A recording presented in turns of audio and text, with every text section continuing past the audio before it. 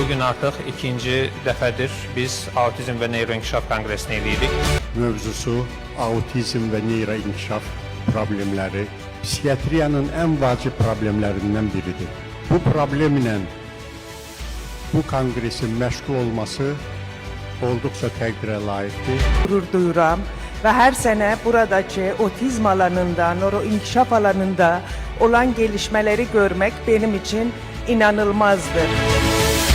Bir çocuk psikiyatrisinde bir çocuğu tedavi ederken ister otizm olsun, ister dikkat çetinliği, hiperaktivite bozuntusu olsun, hangisi olursa olsun olaya bir çocuk tarafından bir de valideyn tarafından bakmak lazım.